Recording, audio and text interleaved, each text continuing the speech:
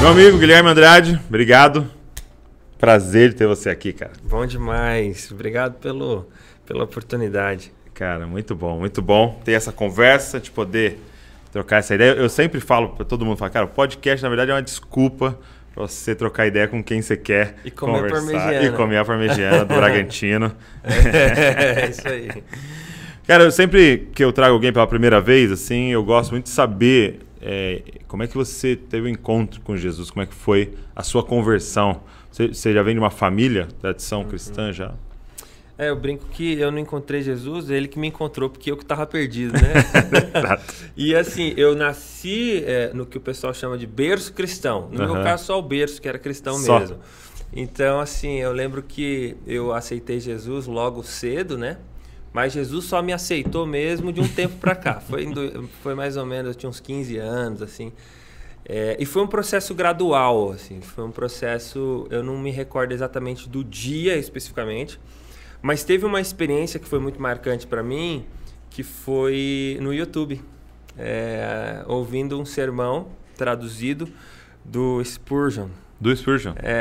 E aí parece-me que todas as histórias que eu já ouvia de Jesus Cristo fizeram sentido, assim.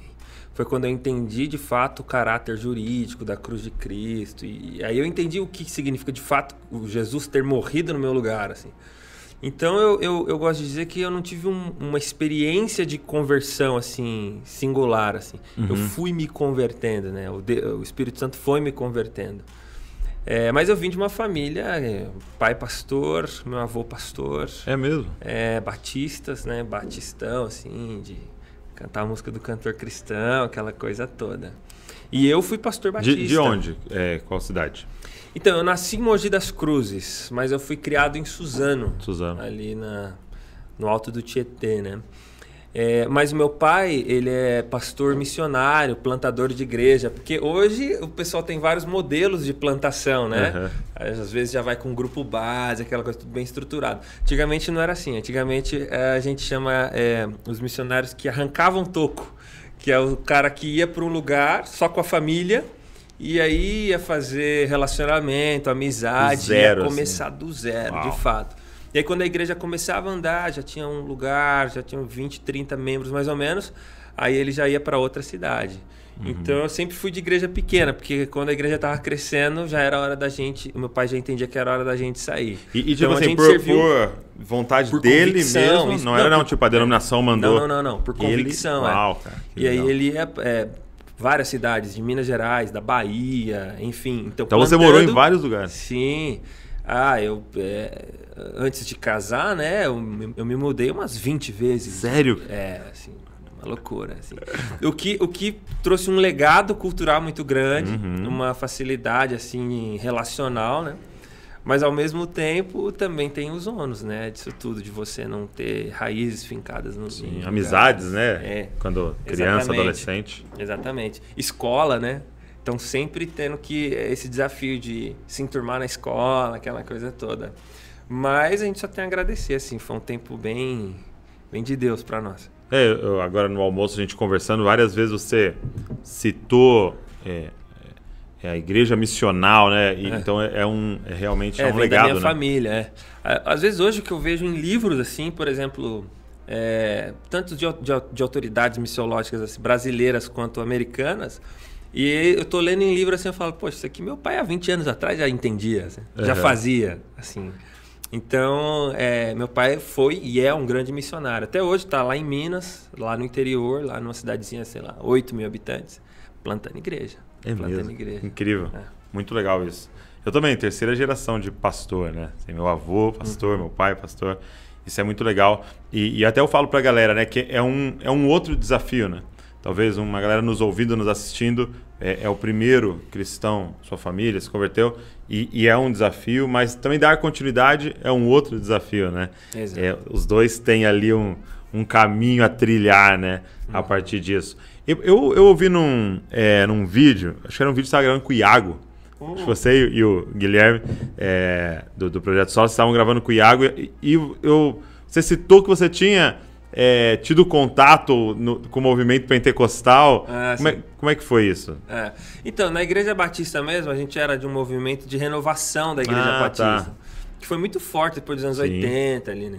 Inclusive, um sujeito que era assim, uma mente notável, que era o Enéas Tonini. E ele foi professor do meu pai no seminário, ele era pastor da Igreja Batista do Povo e até então o presidente desse movimento de renovação. Que saiu da CBB, que era a Igreja Batista, Convenção Batista Brasileira, alguma coisa assim, e eles fundaram a CBN, que é Convenção Batista Nacional, alguma coisa do tipo. Assim. E aí esse movimento era mais carismático e, enfim, lá em Belo Horizonte ele ganhou muita notoriedade, né? O pessoal Batista Lagoinha, vem desse movimento. Que é um movimento de renovação, assim. E aí, por ser mais carismático, ele era mais aberto a experiências, aquela coisa toda. Então, óbvio que ela foi uma brincadeira, né? Uhum. Mas a gente acabou vivendo num contexto, principalmente na minha infância, onde a igreja que nós participávamos, ela era uma igreja bem carismática. Era. Graças a Deus, assim, era uma igreja bem carismática. Que era buscar os dons do Espírito. Dons espirituais, isso. Pregava, falava sobre isso. Nunca foi muito, assim, pelo menos não explicitamente, a questão assim, de cura e tal. Nunca fez mercado em cima disso. Uhum. Mas era uma igreja que buscava bastante essa renovação espiritual. Tanto que nessa época as igrejas eram divididas, porque até então não utilizava o termo neopentecostal. Não.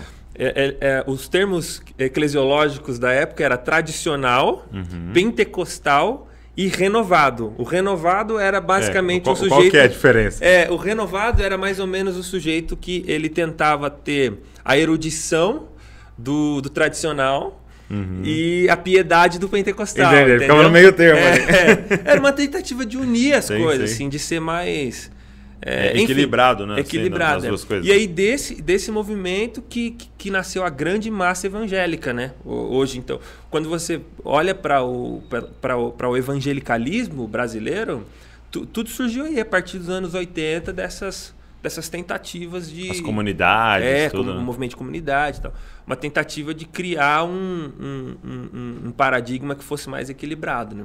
Legal. Que até então era bem extremo, assim, né? E como é que foi, então, o seu envolvimento com o ministério? Quando é que você, nesse processo de conversão a partir dos 15, né? Você disse? Isso. Você falou, cara, eu vou me envolver com o ministério. Desde sempre você... Então, eu não faço distinção, assim, da minha conversão e do meu chamado, assim, da minha vocação. Parece, inclusive, eu não consigo me lembrar de um tempo que eu fui cristão sem conceber ser pastor, assim, sabe? É mesmo? Desde criancinha, assim, mesmo antes de entender tudo e tal. Desde criancinha, eu sempre me senti vocacionado, assim, sempre... sabe quando você não consegue se enxergar fora daquele lugar? Então, sempre envolvido com música, tocando na igreja, liderando jovens, liderando adolescentes, participando dos movimentos, indo em acampamento. Filho de pastor, você sabe como é que é, né? Vai em tudo quanto é lugar, né? Tá em tudo quanto é lugar. E aí, eu nunca pensei em fazer outra coisa.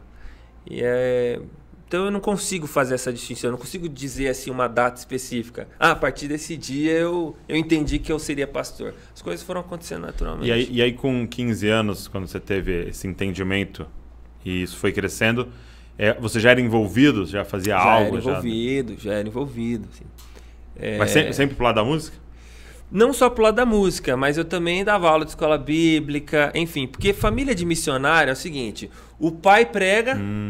A mãe fica lá dando panfleto na porta, chamando pessoas, entendeu? Então o filho tocava, minha irmã cantava, aí meu pai vinha para o banco para participar do louvor. Aí depois ele assumia o púlpito, aí a gente assistia ele pregando, entendeu? Vários cultos que estavam só nós, assim, só a gente ali da família, né? E aí Deus ia mandando um, ia mandando outro, aí a igreja começava a crescer, aí quando ela começava a crescer, aí se organizava como igreja, Aí era a hora do pastor plantador ir plantar uma nova comunidade. Então era essa dinâmica. Entendi. Então você sempre... Sempre acabei fazendo tudo, assim, tudo que você precisava. Era da equipe de plantação de igreja. Exatamente. Mas legal. E aí, então você foi envolvido com música e você chegou a estudar formalmente música? Sim, sim. A minha história com a música ela é uma história engraçada, porque eu comecei a tocar com 6 anos de idade. Aquela coisa de envolvido em igreja, sempre vendo o pessoal tocar, e aí termina o culto, as crianças vão todas lá na bateria, nos instrumentos, né? Normal isso. Música doida. Os irmãos querendo conversar e as criançadas fazendo barulho na bateria. E aí, com 6 anos, eu ganhei um violãozinho. A nossa família, nessa época, era paupérrima. E eu ganhei um violãozinho, era um tonante, para quem é músico aí sabe do que eu tô falando. Parecia um birimbau o violão, assim, de tão torto que era o braço. A corda ficava reta e o braço ficava torto. Mas é uma coisa que eu defendo até hoje. Eu acho que o músico tem que aprender a tocar em instrumento ruim. Porque quando ele pegar um instrumento bom... Legal, boa. Quando a pessoa começa já com um instrumento muito bom, não dá muito certo. Então eu ganhei um tonante, era um violão assim, para criança, um sujeito da rua, assim. Lá da rua de casa, ele tinha um Giannini na época. E eu ficava pedindo, seu João, deixa eu tocar no seu violão, deixa eu tocar. Criança, né? Importunando. Ele, não, que esse violão aqui é profissional, esse violão aqui ninguém pode tocar. Ele tá, você vai quebrar, você vai desafinar o violão e tal. Aí ele falou, eu comprei o violão pro meu filho, mas ele não gostou e tal, eu vou trazer para você. E aí era um sítio lá, né, onde ele morava. E aí ele falava, vou para Ribeirão Pires buscar o violão. E ele nunca voltava, cara. Ele ficou assim, 15 dias nisso. Não, vou buscar o violão. Até o dia que ele trouxe o violão. E, cara, eu lembro que eu ficava, assim, noite inteira, tocando. Quer dizer, tentando, né? Tem até um fato engraçado que eu ficava observando o pessoal tocando na igreja e eles faziam as posições, assim. E aí eu ficava tentando imitá-los, assim, né? E aí, quando eu achava, né, que pegava uma posição, aí um shape assim de acorde, aí eu ficava aqui, ó, a pregação inteira. No seu braço? No meu braço, Desenhava as linhas aqui no braço. Você desenhava as linhas? Aqui, Aí ia embora, minha mãe ficava brava. Pô, você não cumprimenta ninguém, não sei o quê. Porque eu não podia desfazer. Chegava em casa, eu tirava, 6 anos. Tirava aqui meu braço, pegava o violão devagarinho, colocava e aí dava errado, evidentemente. Mas assim, cara, esse som aqui legal, esse aqui, e esse combina com aquele e tal. E aí, de repente, falei, pai, eu tô tocando uma música. Ele falou, não, é possível. E aí eu tava tocando mesmo, assim. E aí comecei... Então, isso com 6, 7 anos. 6 anos. Aí, cara, comecei a desenvolver. Aí, com 7 anos, meu pai falou assim, ó, não tenho grana pra te colocar numa escola. Mas eu tenho um amigo... Meu pai foi DJ, assim, na vida pregressa dele e tal. Ele falou assim, ó, eu tenho um amigo que ele tem uma escola de música no centro lá de Suzano, vamos lá. Aí, pelo menos, ele te dá um método, uma revistinha, né? Na época era revistinha. E você, sei lá, tenta... Ou te dá uma dica, enfim. Aí a gente foi lá. Aí esse cara, quando ele me viu tocando, ele falou assim, cara, é impressionante, você precisa estudar aqui. Na época eu lembro como se fosse hoje, R$60 o mês. Pô, mas a gente tá falando de 1999, o salário mínimo era, sei lá o quê, 180, sei lá, era metade de um salário, um terço de um salário, uma coisa assim. 500 conto. Meu pai, pô, é impossível, né? Aí ele falou assim, não, você não tá entendendo, tô te dando uma bolsa pra você estudar aqui. Aí eu estudei lá 2 anos. E aí que eu aprendi campo harmônico, aquela coisa, com 7 anos. Quando eu tinha 9 anos, ele falou assim, ô Gui, é o seguinte, o nome dele é Adão, cara, por quem eu tenho profunda admiração e gratidão até hoje. Ele falou assim, ô Gui, é o seguinte, tem uma escola, tem uma universidade em São Paulo que eles pegam crianças. É bem difícil o teste para entrar lá, mas se você pode entrar, eu acho que você tem capacidade, então eu vou te ajudar você a se inscrever lá.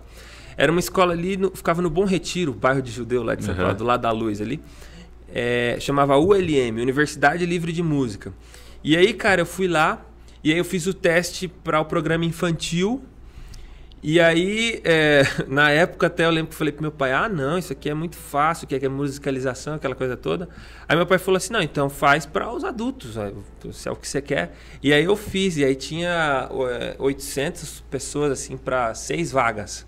E aí eu passei. Uau. E aí eu estudei lá na ULM. Então era eu, 8 anos, aí comecei partitura, aquela coisa toda, e a galera toda adulta. Aí eu estudei com professores, assim, muito bons, Camilo Carrara, enfim.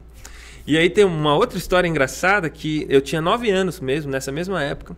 Apareceu um cara no Brasil, assim, um cara super inusitado, assim, um cara diferente, que é o Robinson Miguel. Era um músico, ele é um morenão, assim, toca muito bem violão. E ele foi no programa do Jô. E nessa época, meu primo, assim, que era um primo rico, todo mundo tem um primo que é mais rico, né? Uhum. Aí meu primo rico gravou um VHS pra mim, ele tinha uma máquina lá de gravar VHS. E ele falou, cara, olha esse cara tocando. E aí eu assistia dia e noite, assim, tentando tocar como o cara. E eu falava, pô, eu quero fazer aula com esse cara, quero fazer aula com esse cara. E nessa época, meu pai ele fazia seminário na Vila Mariana, ali em São Paulo. Era um seminário da Batista lá. Vila Mariana? Vila Mariana. E, cara, ele tava voltando de trem, sei lá, ele viu um outdoor, assim, Robinson Miguel, conhece o Castelo do Violão. Porque na Europa tem muito esse lance de castelo do violão, assim, né? Um castelo mesmo, onde a sua majestade é o violão. Que o pessoal venera. Isso tem muito. É o lugar que o pessoal faz recital e tal. Castelos medievais, assim, né? Porque o violão teve uma influência, uma importância muito grande lá na Europa. Então ele tinha morado na Espanha, na Alemanha e tal, estudando e tocando música brasileira e tal. Então quando ele veio pro Brasil, ele veio com essa ideia de montar um castelo. Era um brasileiro. Brasileiro. Entendi. Ele veio com a ideia de montar esse castelo e tal, para ser um ponto turístico e para também funcionar lá as coisas dele e tal. E aí meu pai, lá em Ribeirão Pires, lá em Santo André, alguma coisa assim, venha conhecer o Castelo do Violão, faça uma aula grátis. Aí meu pai falou, pô Gui, eu vi lá, peguei o número e tal, vamos lá. Cara, assim... Lembrem, tô falando de uma família paupérrima. Meu pai era, sei lá, 20, 30 quilômetros de casa. O meu pai me levou de bicicleta, cara. Mano do céu. De bicicleta. 30 quilômetros. Você não sabe. Nos primeiros 5 quilômetros estourou a corrente da bicicleta. E aí a bicicleta ia na descida, na subida a gente tinha que ir... Cara, foram 4, 5 horas para chegar e mais o mesmo para voltar. Mas a gente foi lá fazer a aula gratuita. Ouvi essa. Aí cheguei lá, aí o cara, você toca? Eu falei, toco e tal. Aí ele me deu o violão, eu toquei até uma música do Eric Clapton, Tears in Heaven. E aí o cara começou a chorar, bicho. Eu falei, pô, viu no cara na televisão, o cara tá chorando aqui agora, né? Aí o cara falou assim, meu, você não sabe, ó. Ia fazer uma brincadeira aqui com o pentecostal. É porque essa história é bem pentecostal, né? Essa história é boa. Mas eu creio. Ó, o cara disse assim, ó, tive um sonho nessa noite que havia uma criança aqui que tocava violão e era pra eu dar uma bolsa. Cara. Sabe quanto que era uma aula com esse cara? Uma aula com esse cara era R$200 na época. Era mais que um salário. Uma aula. Ele falou, você vai estudar comigo aqui. E aí eu estudei 6 meses lá. Cara. Aí daí que veio minha formação. Que incrível, cara. Meu, loucura, né? Muito legal, cara. E aí o cara falou, cara, assim, complementando esse Robson Miguel, falou, cara, era da Assembleia de Deus. Ele é? Não, ele era. Né? Eu era da Assembleia de Deus, assim, na minha infância e tal, depois que eu saí do Brasil e tal, me afastei, não sei o que e tal. Que incrível, assim, ficou emocionado e tal. Uma loucura. Ele falando da igreja e tal... Como a igreja tem, assim, uma responsabilidade sobre a música, né? Sim. Principalmente no Brasil, né? Porque é um ambiente... Eu lembro de... meu pai queria muito que eu tocasse um instrumento. E eu tentei tudo. E eu não consigo tocar nada. Nada, sabe que eu não consigo tocar nada? Tentei violão, sax, teclado, baixo. Tentei flauta. Não flauta rolou. Transversal. Não consegui soprar. Não saiu. Tudo. Mas eu lembro de ter tentado fazer aula numa escola e tal, e ver a galera lá treinando e tal, e não ter onde tocar, né? Sim, então, tipo assim, fazia aula e não tinha onde praticar. Não tinha onde praticar e tipo, se apresentar pra alguém. E a galera da igreja, tipo, semanalmente, às vezes 2, 3 vezes na semana, né, cara? Então é um ambiente muito fértil, né? A igreja é uma estufa de virtudes, assim. Sim. Não só no meio musical, né? Não, na vejo, por exemplo, porque assim, sei lá, por exemplo, a igreja presbiteriana, né? Eu posso falar, que é meu lugar de fala. Cara, desde as crianças a gente já tem processo democrático de eleição, entendeu? Para eles escolherem quem vai ser primeiro secretário, segundo secretário, presidente, entendeu? Tipo, desde a UCP, né? Que é União de Crianças Presbiterianas, né? Então, cara, você já introduz a criança no ambiente democrático, você já tem senso de comunidade. Eu vejo, por exemplo, crianças... era o meu caso, pô, eu vou apresentar trabalho em escola. Cara, a gente chegava e falava, entendeu?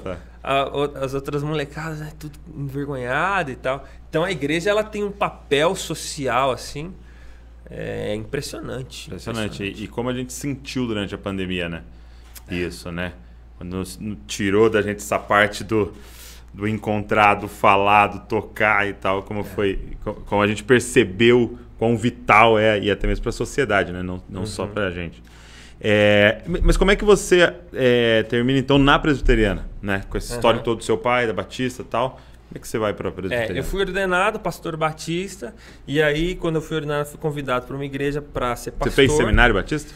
Não, eu não fiz seminário. Aí é uma outra história longa também. A gente pode contar ela depois. A gente pode contar ela depois. Mas é o seguinte, eu fui ordenado pastor batista, e aí eu fui pastor da Igreja Batista Reformada, porque aí nesse meio tempo também tem a história de como nós nos desligamos da igreja, da CBN, lá da convenção, na verdade, e viemos para a Igreja Batista Reformada.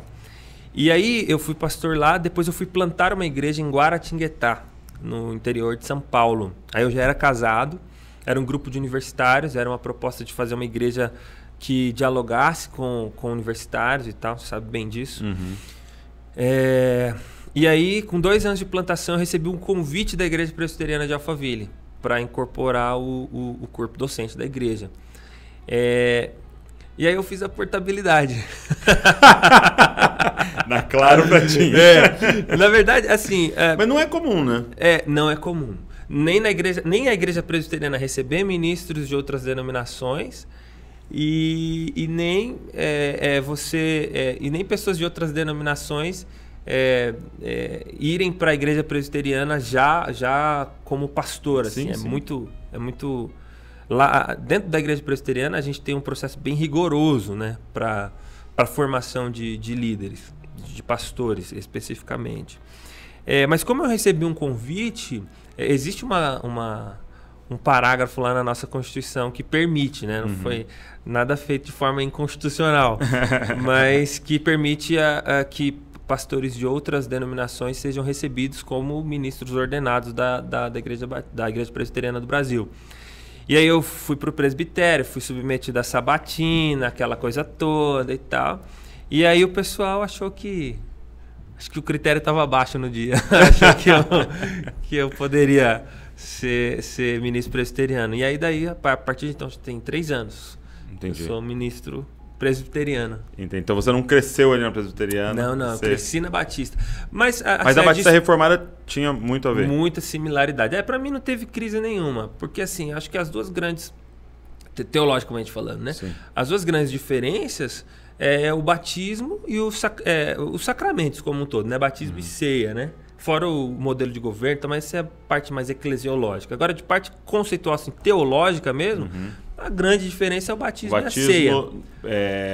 Para o batista, ele é credo-batista, né? Já está no nome. Para o presbiteriano, nós somos pedobatistas. Qual a diferença das duas coisas? Batizamos crianças, aquela coisa toda, né? Só que o batista reformado, ele é aliancista. Então, o batismo infantil é só um reflexo da doutrina da aliança. E eu já era aliancista, então isso não foi uma crise para mim. E o lance dos sacramentos, que para o batista, geralmente a ceia ela é um memorial, né? Igrejas mais carismáticas como um todo, o evangelicalismo brasileiro como um todo, majoritariamente pelo menos, ele vê a ceia como um memorial. Para nós que somos presbiterianos, nós vemos como um sacramento. A presença espiritual de Cristo mesmo, assim, nutrindo o povo e tal. E meio de graça e coisa e tal. E para o batista reformado já é assim. Então, a diferença do batismo para o batista reformado basicamente é essa. Então eu não tive muita... não perdi o sono. Foi fácil. Continuei com todos os bônus da portabilidade. E hoje lá na presbiteriana de Alphaville, né? Onde você lidera, é um corpo que lidera? Isso. Mas tem um pastor presidente? Isso. constitucionalmente, funciona como um pastor efetivo ou um pastor eleito. E aí esse pastor, ele tem... a Constituição prevê que ele pode ter pastores auxiliares, entende? Uhum. Então, os pastores auxiliares são membros da equipe pastoral. Okay. Então, quem pastoreia a igreja não é o pastor, é a equipe pastoral. Então, nós somos parte dessa equipe pastoral. Okay. E quem é o pastor lá? Lá é o pastor Hilder. Hilder. Pastor Hilder Stutz Campanucci. Entendi. Um sujeito visionário, assim, um cara incrível. E lá nós somos mais 6 pastores. Então você foi convidado para esse time? Esse time pastoral. Legal. E aí, lá você já se envolveu com a música? Eu fui convidado para ser pastor dessa área de adoração e liturgia, como um todo, assim. Então, trabalhar no culto, na ordem de culto, enfim, nos programas e tal. E parte de música. E aí, inevitavelmente, na parte de educação também, né? Porque pregando, enfim. Então, eu atuo lá bastante na parte de pregação e na parte de música. Então, ontem eu estava lá com o Tom Molinari, eu falei que você viria, né, para a gente gravar. Ele falou, então faz para ele uma pergunta, para a gente falar um pouco sobre liturgia da adoração. Do que ele estava falando, porque ele não quis me explicar, ele falou que eu tinha que perguntar para vocês. Liturgia. Cara, esse é um tema que ele sempre foi muito presente, mais na parte acadêmica da igreja, né? Da teologia, assim como um todo. Mas parece que ele desceu agora para o campo popular. Assim. Tem muita gente falando de liturgia, né? Liturgia. O que é liturgia, né? Bati aqui sem querer. O que é liturgia? E muita gente também confunde liturgia com ordem de culto apenas. Ok? Então, quando a gente está falando da liturgia, nós estamos falando desse tempo que ele é sacramentado para adoração, ok? Que ele é separado do tempo comum para a adoração do povo de Deus. Então, eu acho que falta, não é só uma questão de reverência, mas falta uma consciência do cristão evangélico brasileiro de que o culto não é apenas uma programação, que eu vou lá, sento e assisto o louvor, assisto a pregação, mas na verdade o culto, segundo prescrito por Deus, é o ajuntamento do povo santo para adoração e edificação. Esse é o sentido do culto. E o culto ele acontece com um roteiro, que é o que a gente chama de liturgia, com uma liturgia. E eu acho que nós do Projeto Sola acabamos ficando assim como pivô um pouco, assim, meio que mediador, moderador dessa discussão toda, porque o nome do nosso disco é Homem Litúrgico. O que significa o homem litúrgico? A gente entende que a definição, assim, a antropologia bíblica define o homem não como, por exemplo, as nossas noções mais modernas de que o homem é um homo sapiens, que o que distingue o homem dos outros animais é a sapiência, né? A gente entende que a Bíblia ela descreve o homem, antes de tudo, antes de mais nada, como um ser adorador, um ser que ama, um ser amante. Por quê? Porque ele é imagem e semelhança do próprio Deus. Então, o ser humano ele é criado, ele tem sua estrutura ontológica, a necessidade de adorar, ok? Então, se você não adora ao Deus único e verdadeiro, você vai adorar qualquer outra coisa. Isso é a definição de idolatria bíblica, por exemplo. Você pode adorar uma prática, uma coisa, uma pessoa, enfim. Então, o homem ele é um homem, antes de ser um homo sapiens, ele é um homo litúrgicos. Entende? Ele é um homem adorador.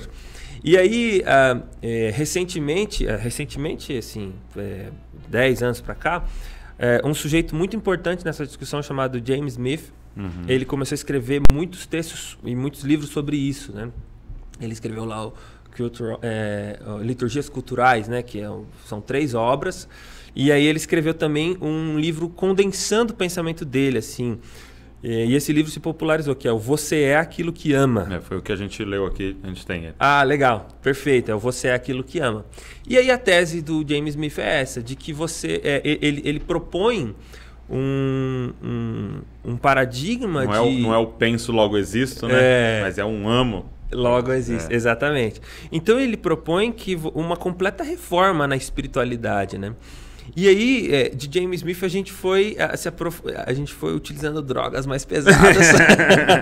A gente foi lendo coisa mais densa, até que a gente chegou no calendário litúrgico da igreja. O que é o calendário litúrgico? Poxa, é porque assim, é muita petulância, sei lá, a gente plantou uma igreja há 5 anos atrás, 10 anos atrás, e aí você pegou um pouquinho dali, um pouquinho daqui. É muito petulância a gente imaginar que a gente descobriu a roda, o evangelho começou dali, né? Poxa, ou então a gente que é reformado, né, que cita muito Calvino, Lutero, Zwingli, Melanchthon, pensar que a fé verdadeira tem apenas 500 anos. Não, Entendi. O Espírito Santo sempre soprou. Então, na ampla tradição cristã, nesses 2000 anos, parece-me consensual a ideia do calendário litúrgico, que é uma forma de organizar o tempo a partir da narrativa bíblica. E isso é impressionante, porque daí você aprende lá que são as 4 estações, né? Então, o tempo de advento, de quaresma, o tempo comum. Então, a gente começou a desvendar uma tradição riquíssima, belíssima e que fez muito bem para o nosso coração. E aí esse termo liturgia ficou na nossa boca durante muito tempo. Inclusive, lançamos o disco Homem Litúrgico. Então, basicamente, nessa ideia do James Smith, todas as nossas ações, elas são rituais litúrgicos. A gente está adorando alguma coisa enquanto a gente está fazendo qualquer coisa. Então, quando a gente está comendo, quando a gente está no shopping, ele usa a figura do shopping. Né? Como um grande templo. De Mamon, né? O templo de Mamon e tal. Tem culto, tem dízimo. Né? Exatamente. Tem culto, tem sacerdote, tem dízimo, tem tudo. Então, é como se fosse uma religião. Então, você conseguir redimir todas as coisas da vida a partir da ideia de que Cristo é o Senhor. Então, a nossa vida inteira, entre aspas, é um culto, mas o culto cristão, de fato, aí vamos tentar entender o culto com letra maiúscula, ele tem um lugar muito específico nisso. Então, quando a gente fala de liturgia, a gente está falando dessas 12 realidades, sabe? Da vida como um todo e também daquele momento de adoração específico. Então, a gente utiliza muito esse termo, liturgia, por isso que eu acho que o pessoal pergunta muito sobre isso. O que é liturgia e tal. Que legal. Muito bom. E realmente esse livro foi assim uma chave que virou no nosso coração, porque a gente ficava, principalmente no discipulado, no cuidado pastoral, você ficava se perguntando, cara, por que essa pessoa não consegue mudar? E aí a gente começou a ver, cara, porque ela assiste uma liturgia há 30 anos. Ela participa, né? De uma liturgia da sua casa, da sua cidade, do contexto que ela vive, e a igreja vem realmente isso para apresentar uma nova liturgia, né? Que a liturgia seja trocada para que realmente mudanças profundas aconteçam, né? Exatamente. Na vida da pessoa. Cara. Esse lance de mudança, de aconselhamento, de discipulado, é muito importante. Essa discussão ela contribui muito com essa área, porque é o seguinte, a gente tinha a ideia antigamente desse penso, logo existo, né? A gente pensava que o que faz o ser humano mudar é o pensamento. Então, vamos mudar o pensamento dele. Por exemplo, eu vou pegar aqui a mensagem bíblica. Então a gente pensa que a Bíblia é um livro cartesiano, né? Que tem várias afirmações sobre Deus. E aí você fala, é só você entender isso. Quando você entender isso, você vai mudar de vida. Mas é uma influência total grega, né? Helenista, né, cara? Exatamente. De, vamos mudar a forma de pensar e o comportamento vai vir junto. Né? E aí o que acontece? Você pode ter a teologia todinha na cabeça. Você pode ter uma sistemática tipo, sei lá, Herman Bavinck. E ainda assim você viver como um perverso. Então o que muda o ser humano não é o pensamento. Aí o tempo vai passando, aí vem um sujeito muito importante na filosofia, que é o Nietzsche, né? E ele vem a ser o precursor, assim, ou pelo menos o catalisador da ideia de que, na verdade, não é o pensamento, é a força de vontade, é o desejo, é a vontade. É a vontade que faz o ser humano mudar. Então, se você querer muito alguma coisa, isso está muito dentro da psicologia moderna até hoje, né? Se você quiser, você consegue. Que hoje até o coach vem trazendo com força, né? Muito disso, exatamente. E, cara, eu tenho um exemplo que eu acho que sintetiza muito bem. É o seguinte, eu sei que eu preciso ir na academia. Dá pra perceber, né? E eu quero muito. Já até fiz aqueles planos de pagar 6 meses pra ver se eu ia. E ainda assim eu não vou. Porque é hábito. Tanto que o subtítulo do livro é alguma coisa sobre o poder do hábito. Entende? O poder espiritual do hábito. É, o poder espiritual do hábito. Então é justamente isso. Então eu sei que eu preciso, eu quero, mas eu não consigo. Por quê? Porque eu não amo. Entende? Então o que está lá no fundo da cadeia é o amor. O que me impressionou muito no livro também foi ele falar sobre qual é a ideia de reinar, né? Todos nós temos uma ideia de reinar e os nossos pais, a nossa liturgia nos ensinou o que é reinar. Então, se eu vivi num contexto que só se falava de grana, de dinheiro, tá? Entrou na minha mente por causa dessa liturgia, reinar é ter dinheiro, né? Aí se o cara tá num contexto promíscuo e tal, não, reinar é pegar todas as meninas e tal, e sexualidade. Então, eu achei muito louco isso, porque realmente Jesus vem como um rei, né? Apresentando agora, não, reinar é isso, reinar é se submeter a esse rei. Cara, é incrível a proposta que ele traz, e realmente é uma... E eu tava vendo, eu até te perguntei se você conhecia esse autor, esse Alan Hirsch, porque ele veio... eu tava lendo uma crítica dele em relação ao discipulado, porque realmente o nosso discipulado, por muito tempo, ficou muito grego, muito helenista, de, vem aqui no meu escritório, vamos sentar, vamos ler esse livro junto, esperando uma mudança de comportamento. E aí ele fala que a visão hebraica, judaica, já era diferente. Não é muda o pensamento e o comportamento muda. Vamos agir da forma correta. Quando você começa a agir da forma correta, o pensamento começa a mudar enquanto você age. Vai exigir uma explicação. Exato. É uma ação que exige uma explicação. E você vê claramente Deus dando os 10 mandamentos, falando, faz. Né? Para que o pensamento seja alterado enquanto eu faço e enquanto... É muito louco isso. A própria história bíblica, ela é uma história, o que a gente chama de metanarrativa.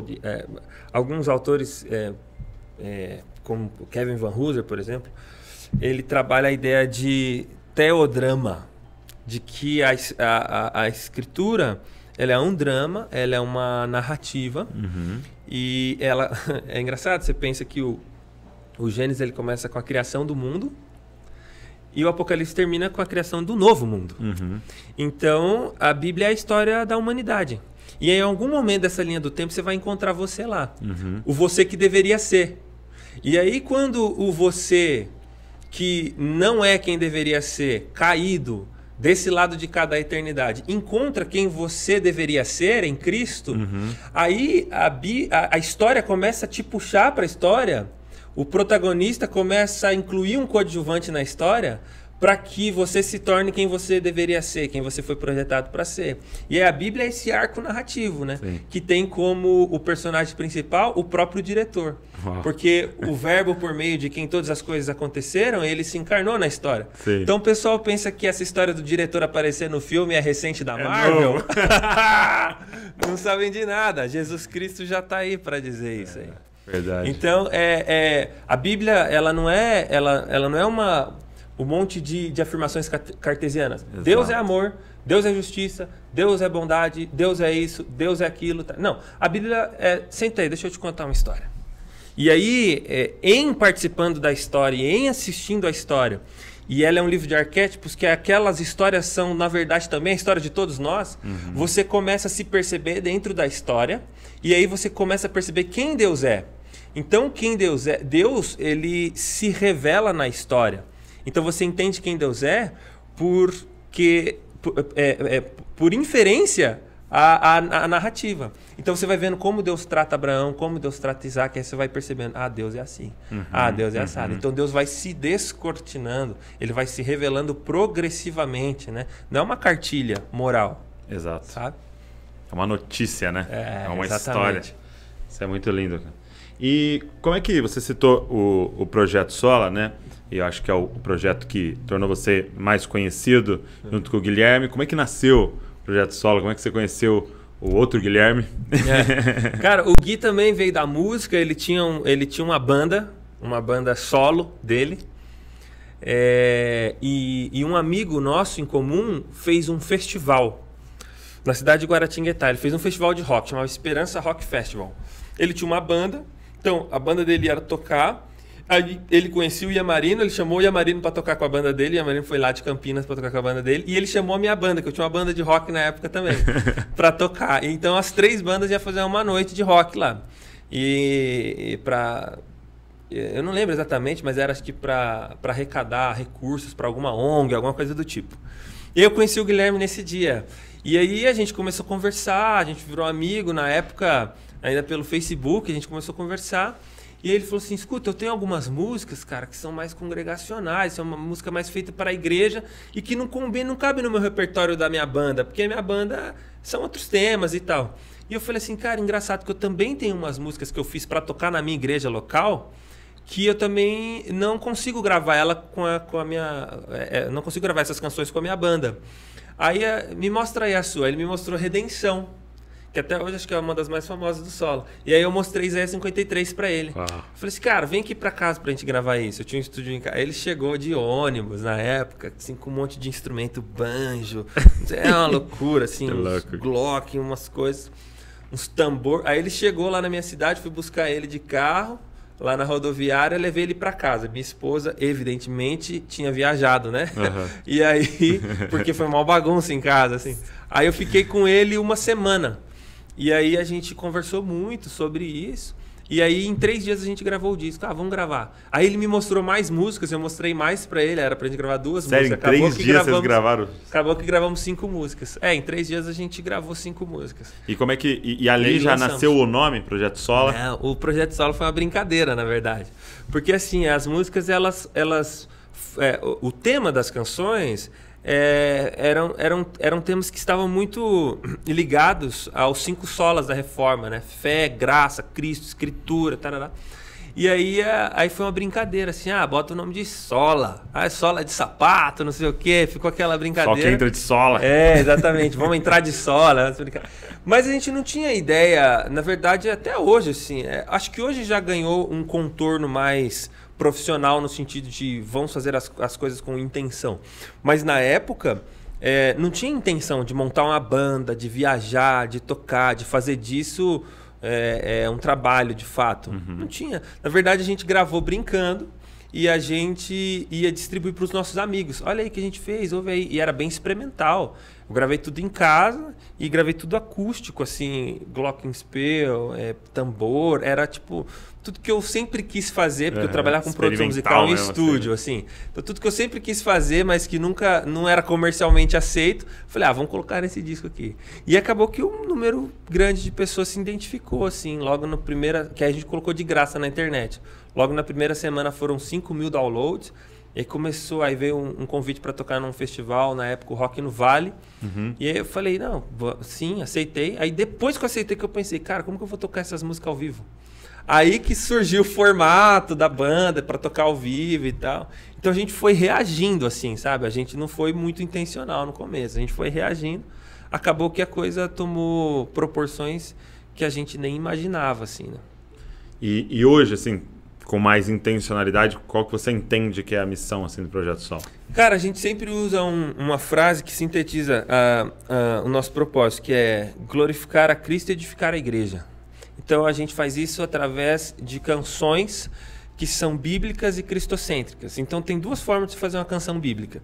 Ou você pega o texto ipsis literis, literalmente, e coloca música nele, e você canta o texto. Ou então você, com muito labor exegético, com muita hermenêutica, com muito cuidado histórico, você interpreta o texto. E aí você faz uma canção de uma interpretação ortodoxa, fiel à história da igreja, aquela coisa toda, aquele texto, entende? Então a gente faz música dessas 2 formas. Então as nossas músicas ou são texto literalmente cantado, ou uma interpretação fiel de um texto bíblico, entende? Entendi. E a gente entende que dessa forma, a gente entende que Deus, ele já proveu o material litúrgico. A matéria-prima. Entende?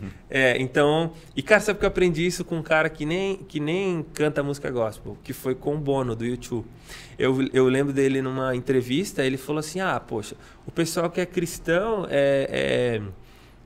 não tem nem como disputar, né? Porque eles já têm a Bíblia, que já tem toda a poesia possível, então é só abrir lá e cantar. Uau! E aí eu pensei assim, poxa, e nem isso a gente faz. Poxa vida! E nem isso a gente tá fazendo, né, aqui no Brasil. Tipo, Deus, tive uma ideia melhor. Tipo isso. Não, assim, eu entendo e respeito o pessoal, mas é que às vezes é uma música que nasce muito da experiência, né? Então, Jesus, você é isso, tá? Mas por que você está falando que Jesus é aquilo? Porque você acha, porque você sentiu? Não, Jesus é quem ele mesmo diz que ele é, né? Que está lá na Escritura. Então é melhor a gente ficar circunscrito àquilo que Deus disse a respeito dele mesmo. Bem mais seguro, né? A gente tem certeza que é verdade. Então, com base nisso que você está falando, todo ministro de louvor deveria ser teólogo? Deveria. Inclusive, essa distinção de ministro de louvor é uma coisa recente, né? Por exemplo, no movimento da enologia, se você for estudar a fundo, pesquisar a fundo, você vai ver que a maioria dos hinos foram escritos por pastores. Então, eram pastores que escreviam. Se você pegar, por exemplo, como que a música se desenvolveu na época da Reforma, Calvino e tal, em Genebra, você vai ver que tanto a metrificação de salmos, quanto propostas de músicas assim contemporâneas, mas que tinham um material explicitamente ortodoxo, eram construídas por pastores, por lideranças teológicas. E aí os músicos, eles apenas colocavam melodia nisso. Tanto que em muitos hinos, você que veio de um universo que o pessoal acho que usava muito a harpa cristã. Então você tinha lá letra tal e melodia tal. Então era um cara que fazia a letra e outro cara que fazia a melodia.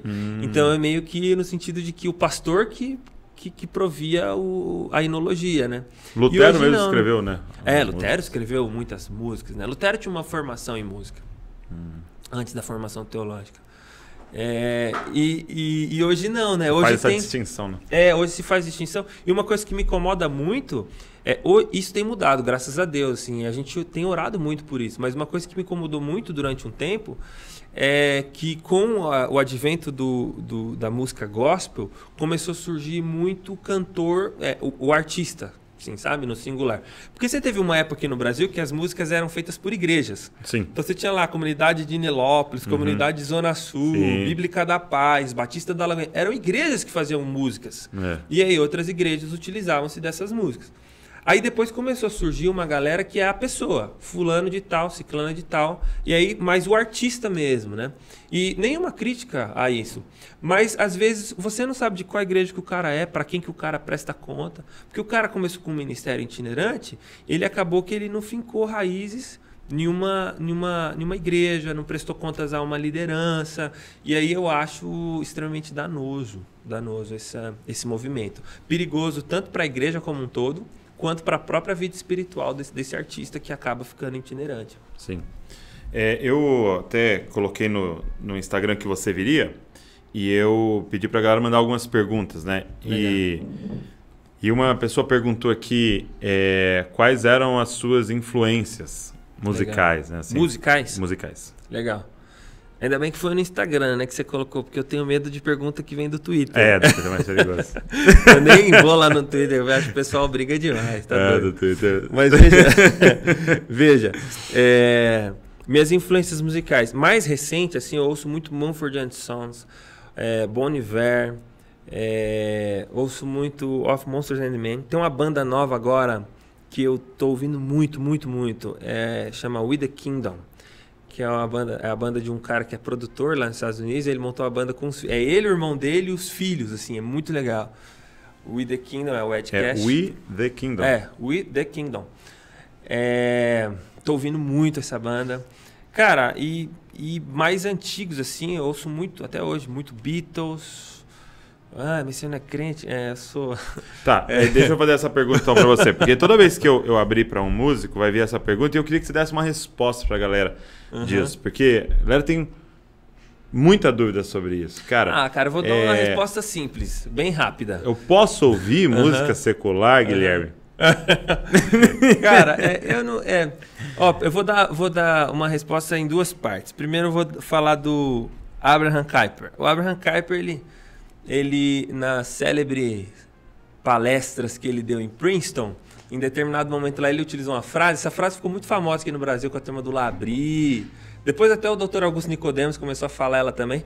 Mas o pessoal não fala a primeira parte da frase, que é o seguinte: nenhuma área do coração pode estar hermeticamente isolada, de modo que não há nem 1 centímetro quadrado em todas as áreas da existência humana do qual Cristo, que é Senhor de tudo, não diga: é meu. Então, eu acho que um dos grandes pecados da igreja é isolar a vida. Isso aqui é espiritual, isso aqui é secular. Porque, veja, é um pecado gravíssimo, que a gente chama na teologia de dualismo, né? Por que é pecado? Porque quando você constrói um muro, e aí você coloca, essas atividades são santas. Tipo, oração, santa, tá desse lado do muro. Cinema, secular, é neutro, né? Secular, né? Ficou em cima do muro. Então ele tá do lado aqui do secular, é uma vida ordinária, né? Tá desse lado. Aí você pensa assim, leitura bíblica, isso aqui é santo. Ir no restaurante, isso aqui é secular, isso aqui não tem nada a ver com Jesus, não. Quando você faz essa distinção, você comete um pecado gravíssimo. Porque você esquece que você pode levantar um muro e espalhar as coisas em dois ambientes. Mas você esquece que o chão é de Deus. E você esquece, e quando você faz isso, você está sugerindo que existe um ambiente onde Cristo não é Senhor. E aí o texto de Colossenses capítulo 1 vai dizer que ele é Senhor sobre todas as coisas. Tanto as visíveis quanto as invisíveis. Então, não existe nada que não pertence a Cristo. Inclusive a arte, a ciência, a tecnologia, a medicina. Não é Paulo que diz que nele estão escondidos todos os tesouros da sabedoria? Então uma conta matemática só tem um resultado exato porque Cristo é sabedoria, e é sabedoria infinita. Uau. Então, essa é a primeira coisa. Primeira parte da sua resposta. A segunda coisa é que é uma incoerência muito grande esse lance de música de Deus e música do mundo. Porque, veja bem, qual foi o primeiro músico da Bíblia? Foi Davi. O primeiro músico da Bíblia era um sujeito chamado Jubal. E quem que é Jubal? Jubal é um sujeito que não era filho da aliança, não era povo de Deus. Ele era um sujeito da cidade que Caim fundou. Para quem sabe a história de Caim e Abel, sabe qual foi o fim de Caim. Então, a Caim, ele funda uma cidade, e aí diz que a graça de Deus instruiu os habitantes daquela cidade, uns para pecuária ostensiva, outros para ser ferreiro, e de lá que surgiu o pai de todos os instrumentos musicais, Jubal. Então, é um sujeito que Deus agraciou, que não cantava música gospel, não era um arraial gospel, não era uma cidade gospel, não era uma cidade crente, e Deus o agraciou para ser o pai de todos os instrumentos. Então, ou seja, a primeira pessoa para quem Deus deu o dom da música foi para um sujeito do mundo para fazer música do mundo. Isso é Bíblia, tá? Isso não é minha opinião. Então, o que eu acho? Eu acho que a distinção não tem que ser entre música secular e música sagrada. Okay. A distinção tem que ser música boa e música ruim. Ok? Então tem música... A plateia está reagindo aí. Tem música boa e tem música ruim. E aí, dentre as músicas ruins, você tem que eliminar da sua vida, porque elas não te edificam. E o que é a sua definição de ruim? E músicas que o seu conteúdo literário ou musical são pobres. Entendeu? Você não precisa acarretar pobreza para sua vida, você tem que estar sempre evoluindo, sempre riqueza, entendeu? Então, se a poesia for ruim, ou se o ritmo for ruim, ou se a melodia for pobre, eu acho que é ruim, entendeu? Você não precisa disso. E agora, das músicas boas que os cristãos deveriam consumir, eles podem consumir, aí você tem que fazer uma distinção no uso. Esta música é para uso litúrgico. Então, como que o culto tem que ser? O culto tem que ser de acordo com o que Deus prescreveu, não é isso? A gente não pode adorar a Deus segundo a nossa criatividade. Tive uma ideia aqui muito legal para fazer no culto. Qual foi? Vamos substituir a pregação por um teatro. Foi uma ideia muito legal para fazer no culto. Tá bom, se você fizer isso, você abre precedente para um sujeito de outra religião dizer assim, tive uma ideia muito legal, vamos matar 10 galinhas e vamos se banhar no sangue delas. Mas isso não tem na Bíblia. O teatro também não. Então, você não pode adorar a Deus segundo a sua criatividade. A adoração a Deus já está prescrita na Escritura. E quais são as 5 atividades no Novo Testamento que são litúrgicas, que são culticas? Primeiro, o que um culto tem que ter? Pregação, oração, louvor, consagração, que é os dízimos e as ofertas, e os sacramentos, batismo e ceia. É isso que tem que ter num culto. Então, a Bíblia Deus já prescreve. Gente, vocês vão me adorar dessa forma. Okay? Então, existem músicas que são para uso litúrgico. Okay. Eu não posso chegar a pegar uma música do Gonzaguinha, mesmo que essa música seja muito legal e muito bonitinha, e falar, vou tocar num culto. ok? Porque a música do culto precisa ser músicas explícitas de veneração e adoração a Deus. Então, dessas músicas boas que o cristão deve consumir, há de se fazer a distinção entre música litúrgica, o que é para se cantar no culto, e música de entretenimento, que é muito útil para o cristão. Então eu ouço muito Beatles, voltando agora às influências. Eu ouço muito Beatles, ouço muito Bob Dylan, gosto demais Johnny Cash, que inclusive era o melhor amigo do Billy Graham, o Johnny Cash. Ouço muito esse tipo de som. Legal, essas são as influências. Exatamente. Vou ter que escrever na descrição lá para eles conseguirem ir atrás. Fazer uma playlist. Muito legal. E antes de eu queria até ler algumas perguntas para você aqui, da galera que eles mandaram, mas antes eu queria só a gente mudar um pouco de assunto e ir um pouquinho para a sua vida pessoal. Legal. Você é casado? Sou casado com a Tainá. Tainá, um filho. Um filho, já 2, né? Fora da barriga. Um fora da barriga, que é o Tito, e um dentro, que é o Joaquim. Quantos meses ela tá? Hoje ela tá de 6 meses. 6 meses. Indo pro 7º mês. Muito legal. Cara, e vai ser o Joaquim. O Joaquim. Legal. E você me contou, e até a gente se encontrou aí, né? Foi Maragogi, né? A gente se encontrou. Cara, a gente já se encontrou em tantos lugares inusitados. Sem marcar. Sem marcar. É uma conspiração divina pra gente se encontrar. Eu creio nisso. E até alguém tinha perguntado. Pergunta pra ele como é que foi que vocês foram separados na maternidade também. Né? Eu e você? Que Deus tá unindo gêmeos. Exatamente. Quantos anos você tem?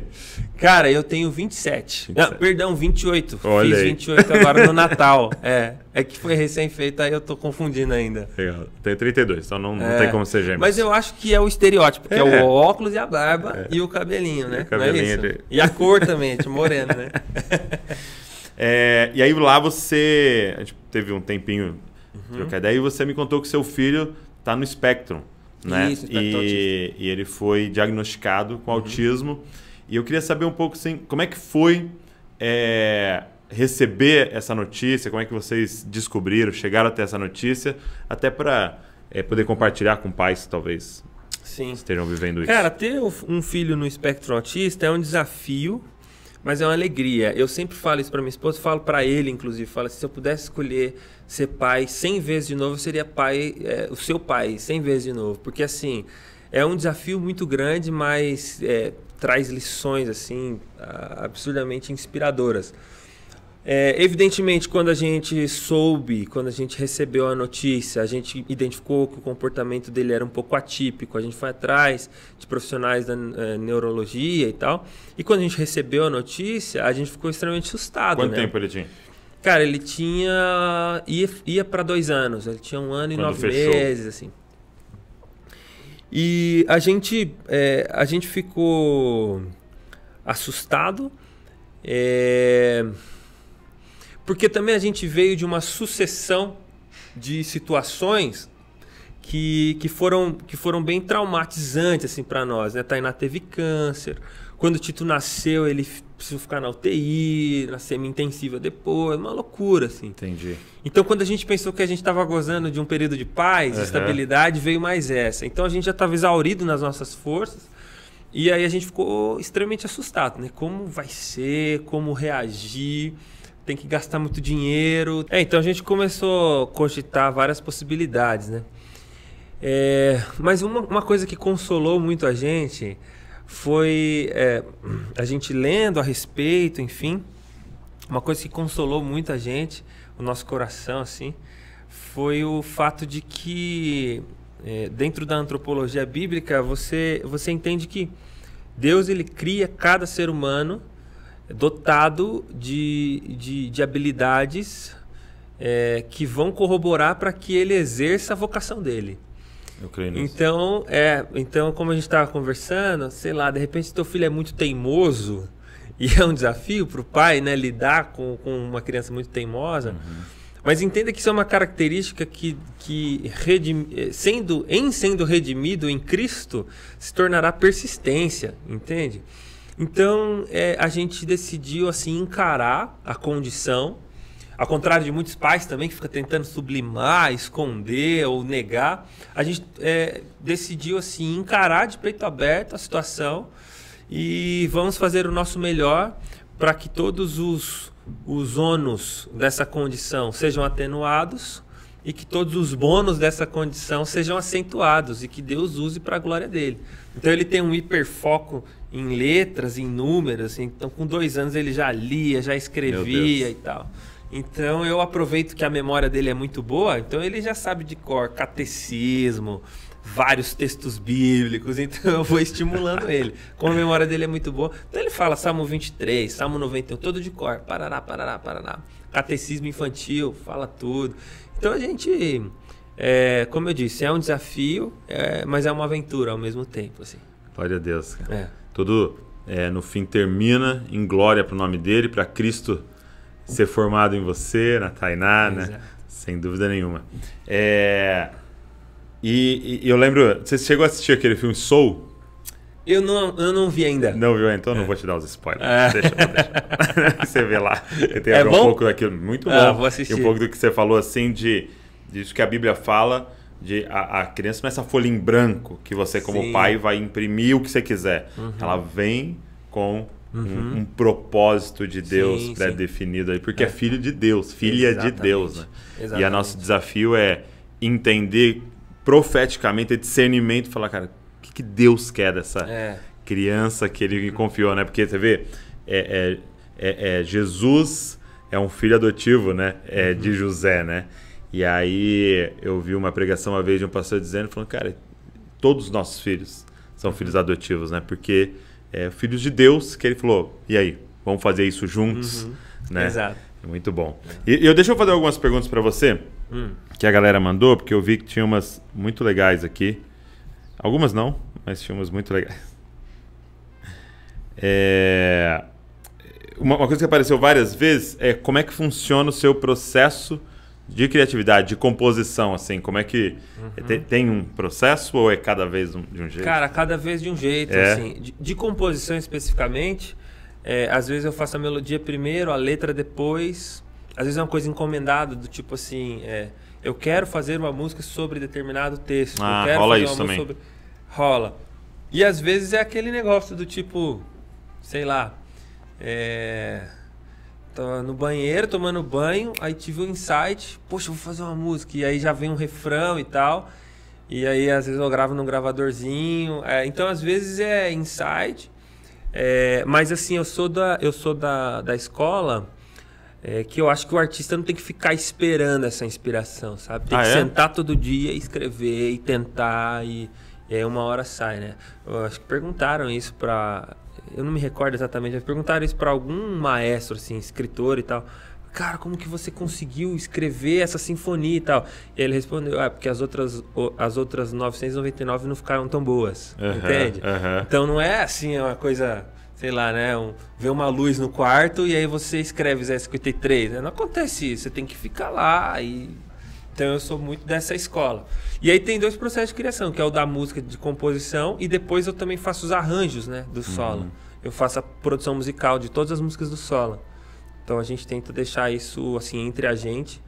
Então eu que faço essa parte. E aí é um outro processo também de, cara, como que vai ser os instrumentos, a instrumentação de cada música. E a gente procura com a música não utilizar o critério comercial, assim, sabe? Tipo, esse ritmo, essa música, esse som vai vender.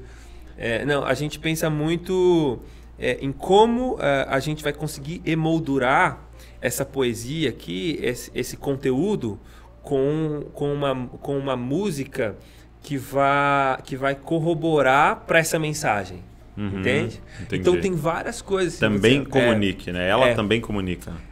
Vou dar um exemplo, acho que esse eu nunca contei para ninguém. Mas tem uma música do Homem Litur, chama Entre Nós, que ela começa assim com uma guitarra, e aí depois vai entrando um baixo, uma bateria, um teclado, então ela vai acontecendo assim, aí todo mundo tocando junto no ponto alto. E aí depois quando chega no final vai saindo também um por um, até ficar só a guitarra de novo e tal. E por que isso? Porque é uma música sobre o caminho de Emaús. Então o pessoal, os 2 discípulos, eles se encontram com Cristo e eles vão... A Escritura diz que Cristo, desde o Antigo Testamento, vai mostrando quem ele é progressivamente, entendeu?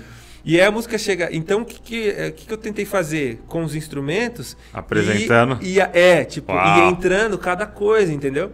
para que no ápice, quando eles descubram que é Jesus no partir do pão, né? Aí diz que Jesus some. Então todos os instrumentos saem de novo. E aí fica só a guitarra, sabe? Então essas coisas eu acho super interessantes, assim. Porque talvez daqui 50 anos cara vai falar, ué, era isso? Entendeu? Agora todo mundo vai fazer. Nessa música, mas tem vários easter eggs. Tem vários easter eggs. Então assim, então a gente tem um cuidado grande de, assim, de fazer a coisa. Então a criatividade precisa estar em dia, assim. Todo dia escutando novas referências, pensando coisas. Legal. E trabalhando mesmo. Eu trabalhei um tempo de designer gráfico e é realmente isso, cara. Tipo, alguns projetos são inspiração, outros projetos são trabalho, método. Você aprendeu como que faz ali, né? E eu vi uma frase esses dias, eu vi no Twitter, então não dá pra saber se é realmente da pessoa, né? Deve ser da Clarice Lispector. Mas não, era do Tiger Woods. E ele falando assim, dei sorte depois que comecei a treinar 10 horas por dia. É isso. Alguém perguntou assim, como é que é o seu tempo devocional? Você tem uma liturgia? Sim, opa. Como é que a gente chama? Tem um lecionário, né? Que é um material que ele te ajuda a ler a Bíblia. A gente chama ano A, ano B e ano C, né? Então, você lê o Evangelho, você lê o Salmo, você vai lendo porções que vão sempre contar a história do Evangelho. Então, tem 3 modelos para 3 anos e aí volta aí volta depois no ano A. É o lecionário. Então, tem uma ordem de culto do dia, assim, né? Então, você faz... É um devocional, mas ele é regado de mais piedade, assim, sabe? Porque, às vezes, a gente faz o devocional muito só com o texto bíblico, só, entre aspas, né? Do tipo... Vou ler essa porção e vou ver o que essa porção tem a dizer para mim naquele dia, né? Mas não necessariamente conta a história do Evangelho. E eu entendo, o Piper diz isso, né? Ele fala assim, olha, todo dia que eu acordo de manhã eu prego o Evangelho para mim mesmo. Porque eu sei que durante o dia eu vou me esquecer várias vezes do Evangelho. Então eu tenho que relembrar para minha alma de que Cristo morreu pelos meus pecados, de quem eu sou, quem Ele disse que eu sou, de que eu não estou na minha forma final. Então essas coisas, elas precisam ser lembradas todos os dias. E às vezes eu acho que quando a gente faz o devocional, assim, principalmente quem não tem muita habilidade na hermenêutica, interpretar o texto, vai lá um texto de Davi, aí ele pensa que é um texto moral, tipo, seja como Davi, não seja como Saul. E na verdade a história bíblica é sobre Cristo, né? O protagonista é Cristo. Então eu gosto de fazer o lecionário porque ele sempre conta o Evangelho. Em todas as porções bíblicas ele vai contar o Evangelho. Então eu faço com o lecionário. E onde que a galera poder ter acesso ao lecionário? Então, cara, tem o pessoal faz aqui no Brasil, é o Daniel, eu não sei se é lecionário.com, alguma coisa assim. Mas só colocar lecionário que você acha. Vou ver se eu consigo esse link para pôr pra galera. Isso, aí ele vende os fascículos, né? Então a gente tá no tempo ordinário, ou tempo comum. Aí tem o fascículo de tempo comum. Aí, sei lá, época de quaresma, de Páscoa e tal, aí tem um fascículo. Então eu faço com o lecionário. Muito bom, muito legal. Deixa eu ver. Cara, qual é a melhor tradução para ler a Bíblia para você, assim, hoje, que você tem gostado mais? Aquele cara bem babaca, no grego original. Não, brincadeira.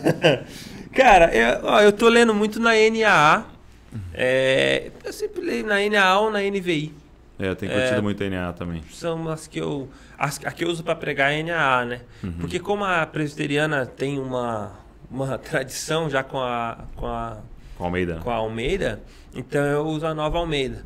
E gosto muito da NVI. Acho a NVI muito feliz em algumas escolhas que eu acho cruciais, principalmente no livro de Tiago. Então, para mim, a tradução da NVI é impecável no livro de Tiago, principalmente, que é um texto difícil de traduzir. Perguntaram assim, se houve em algum momento uma resistência da IPB com a banda, com o Projeto Sola, com tudo. Não, cara, a presbiteriana sempre foi, a igreja como um todo sempre foi a denominação que mais abraçou assim, o Projeto Sola, né? Evidentemente, a igreja presbiteriana, como todas as denominações que são muito grandes, ela tem algumas alas, né? A gente ainda é bem católico no sentido de conseguir unir bem todas as alas da igreja presbiteriana, mas tem uma ala, por exemplo, que é da salmodia exclusiva, que são pessoas que acreditam que no culto você só pode cantar os salmos, de fato, assim. Então, eles acham que o solo é muito legal, muito útil para você ouvir na tua casa, no seu tempo devocional, no teu carro, mas no culto não. Mas a gente nunca sofreu crítica, nem resistência. Não, acredito que não, pelo menos não que eu me lembre. Não que chegou até você. Não que chegou até mim. Alguém fez uma pergunta, eu não quero nem que você responda a ela mesmo, mas eu quero puxar um assunto que perguntou, Jesus é de esquerda ou é de direita? Olha só. Por quê? Mas eu quero que você responda até outra.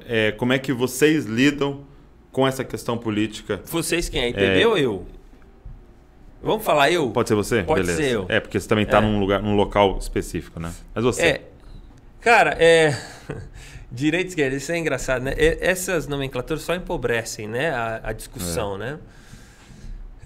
Mas eu vou explicar para você o que eu penso. Jesus não é nem de direita nem de esquerda. Ele é ambidestro. Essa é frase de Twitter. Twitter Mas a questão é a seguinte. A gente tem que entender que toda ideologia política ela nasce de um arcabouço cristão, religioso. O que é isso? Toda religião ou toda fé, ela nasce de três coisas, de 3 pontos. Primeiro, você precisa ter um mal. Depois, você precisa ter um redentor. É o sujeito que vai vencer esse mal. E aí você tem a redenção, que é o mundo sem esse mal e com a ingerência desse redentor. Toda religião funciona assim. Entendi. Estamos numa condição, tem uma divindade que vai arrumar os males que a gente está vivendo e a gente vai para uma outra condição que, de acordo com o conselho e com a sabedoria dessa divindade, vai promover para nós um mundo bom, ok? Livre desse mal. Toda religião se baseia nesse tripé. A esquerda é uma religião. Por quê? Porque tem um mal. Qual que é o mal na esquerda? O mal da esquerda é a propriedade privada. É o capitalismo, enfim. Quem que é o redentor? É o Estado. Porque quando o Estado conseguir prover tudo para todos, então a gente chega na redenção final, que é algo parecido com o que hoje chama-se de comunismo, ok? Então Jesus não pode ser de esquerda. Porque o mal que a esquerda identifica não é o mesmo mal que Jesus identifica. O redentor que a esquerda identifica não é o mesmo redentor que Cristo identifica. E a redenção que a esquerda propõe e promete não é a redenção que Cristo promete. Então que Jesus é de direita. Não, também. Porque a direita também é uma religião. Sim. Qual que é o mal na ideologia de direita? O mal é o Estado. A partir do momento que existe uma pessoa que manda e outra que obedece, isso é um mal. E aí, quem que vai libertar a gente do mal? O capital, né? O homem. Porque com dinheiro, você não precisa do Estado. Com dinheiro, você provê para você a sua saúde, você provê a sua educação. Você vai precisar de escola do Estado, vai precisar de saúde do Estado, vai precisar de Bolsa Família do Estado. Você vai independer do Estado. Você vai ter a tal liberdade. E se todos os homens fossem inteligentes e ricos e bem educados, não precisava de Estado. Não precisava de ninguém para legislar. Porque todo mundo saberia o seu próprio lugar. Você não ia precisar botar seu vizinho na justiça por causa de som alto. Por quê? Ambos iriam ouvir uma música clássica. Entendeu? Ambos iriam ficar 3 horas na frente de uma pintura renascentista. Entendeu? Então, o dinheiro e a educação clássica, o conservadorismo, que voltou com muita força agora, né? Ele vai gerar um modelo de homem que vai independer do Estado. E qual que é a redenção? É o liberalismo, o anarcocapitalismo. Quando você, para fazer um negócio comigo, você não precisa do Estado aqui mediando, entendeu? Porque nós vamos saber lidar com a questão. Agora, na fé cristã, o que é o mal? É o pecado. Quem é o Redentor? É Jesus. E qual é a redenção? O novo céu e a nova terra. Então, se você fizesse um experimento social e pegasse 10 famílias comunistas, colocassem eles numa ilha para viver lá, quando você chegasse daqui 10 anos, eles iam ser uma sociedade completamente perversa, eles iam ter criado uma religião, ia ter completamente perverso. Se você pegasse 10 famílias de direita, botasse numa sociedade para viver e voltasse lá depois de 10 anos, ia ter um monte de pecado, ia ser uma sociedade completamente perversa. Porque o problema é o pecado. Entende? Sim. Então o cristão, ele tem que ser ateu político. O cristão, ele não pode esperar nada da política. Isso não significa que o cristão não deve se envolver com a política. Uhum. O cristão tem responsabilidades sociais, isso é mandato, é ordem de Deus. Sim. Mas o cristão é ateu político. Porque se ele é devoto de Jesus, ele não pode ser devoto de mais nenhuma ideologia. Uau. Um ateu político. Exato. Então, vamos, acho que a gente pode encerrar com essa. Boa. Acho que foi boa. Vou fazer aqui, ó, o toque. Muito bom, meu amigo. Obrigado, viu? Por esse tempo tão precioso aqui. Eu tenho certeza que a galera foi muito abençoada aqui. Amém. Nesse tempo. Bom demais. Obrigado, cara, mais uma vez pelo convite. Quero voltar para assistir o jogo do Bragantino. Isso, contra o Palmeiras. O Braga vai dar uma surra nele. Quem sabe? Não tá difícil. Não tá difícil, né? Gente, obrigado você que ficou aqui nesse tempo com a gente. Deus abençoe muito vocês. E não se esqueçam, cara. Vocês são cópias de Jesus. Valeu. Legal. Pode ser? Então, antes de eu encerrar, você... Vamos fazer essa pergunta. A plateia tá pedindo para eu perguntar aqui para você quais são os projetos que estão por vir. Tem algo no forno aí? Não sei se você pode falar, cara, a gente né? acabou de lançar o Homem Litúrgico e a gente lançou também, agora em 2021, um filme do Projeto Sola. Cara, eu assisti. Então assistam aí o nosso filme. Ficou muito bonito. Você chegou a ver? Legal, legal. Então a gente lançou o nosso filme e agora a gente tem alguns projetos para esse ano, mas que alguns deles eu não posso falar, mas acho que eu vou falar um que é a tour do Homem Litúrgico, que estava marcada para o ano passado, que foi remanejada para esse ano. Ela acontecerá, graças ao bom Deus, pelo menos ao que tudo indica. E nós faremos também uma série de vídeos com as músicas do Homem Litúrgico. Então tem bastante coisa aí pela frente. Legal. E a galera que quiser conhecer mais do Projeto Sola e sobre você também, onde que eles podem encontrar para seguir lá? Cara, o Instagram do Projeto Sola, que é @Projeto Sola. O meu, que é @oguilhermeandrade. Então lá você encontra link para ir para todos os lugares, YouTube, enfim, legal. Spotify. Vou deixar na descrição para vocês aqui, para vocês entrarem e acompanharem. Vai ser muito edificante para vocês. Edificando a igreja, glorificando Cristo. Glorificar a Cristo e edificar a igreja, é isso aí. Isso aí. Muito bom. Deus abençoe vocês, não se esqueçam, vocês são cópias de Jesus. Valeu.